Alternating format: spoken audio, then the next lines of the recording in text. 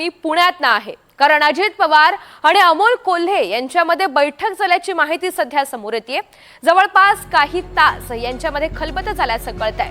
अजित पवार आणि खासदार अमोल कोल्हे यांच्यामध्ये महत्त्वपूर्ण बैठक झाली आहे। अमोल कोल्हे अजित पवार यांच्या जिजाई निवासस्थानामधून बाहेर पडले। अजित पवार आणि अमोल कोल्हे यांच्यामध्ये जवळपास अर्धा तास चर्चा झाली अशी माहिती मिळते। एकीकडे पुण्यामध्ये दोन्ही राष्ट्रवादींची चर्चा फिसकटली असं वृत्त समोर येत असतानाच दुसरीकडे आता अजित पवार आणि अमोल कोल्हे यांच्यामध्ये महत्त्वाची बैठक झाली अशी माहिती समोर येते आणि त्यामुळे कुठेतरी कार्यकर्त्यांमध्ये संभ्रमाचं वातावरण आहे।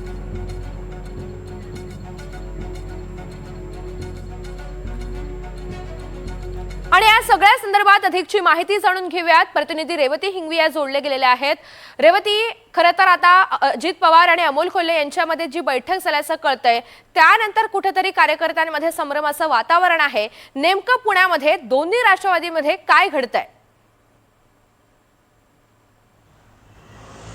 नक्कीच ऋतुजा, तुम्ही म्हटलात ते अगदी बरोबर आहे की आता कार्यकर्त्यांमध्ये संभ्रम निर्माण झालेला आहे।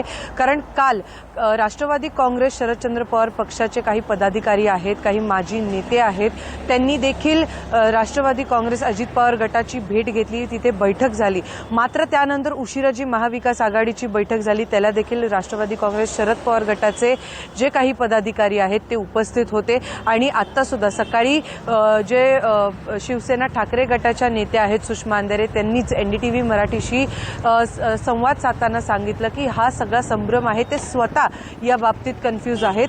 तर तसंच काहीसं चित्र आता इथे दिसून येते। मात्र आता काही वेळापूर्वी जे अजित पवार यांचं पुण्यातील निवासस्थान आहे जिजाई, तिथे अमोल कोल्हे हे भेटीसाठी आलेले होते। त्यामुळे पुन्हा एकदा संभ्रम हा निर्माण झालेला आहे। मात्र अशी प्राथमिक माहिती मिळते ऋतुजा की ही जी चर्चा झाली किंवा ही जी बैठक झाली जी जवळपास अर्धा ते पाऊण तासाची होती त्यामध्ये फक्त आणि फक्त पिंपरी चिंचवड महानगरपालिकेची सगळी चर्चा झाली। तर आता पुणे महानगरपालिकेच्या निवडणुकांबाबतचा काय असा प्रश्न उपस्थित होतोय। पिंपरी चिंचवडची सगळी जबाबदारी अमोल कोल्हेंवरती देण्यात आलेली असल्याने अमोल कोल्हे हे पुन्हा एकदा अजित पवारांच्या भेटीला आलेले होते।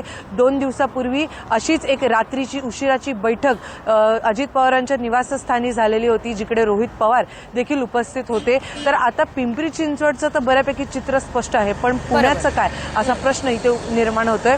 आता काही क्षणापूर्वीच अजित पवार इकडनं रवाना झालेले आहेत, ते कुठे गेलेत आता हा देखील प्रश्न आहे। हो, एकीकडे बैठकांचं सत्र सुरू आहे, मात्र नेमकी काय घोषणा होते, कधी होते हे पाहणं सुद्धा महत्त्वाचं आहे। रेवती, धन्यवाद सविस्तर माहितीसाठी।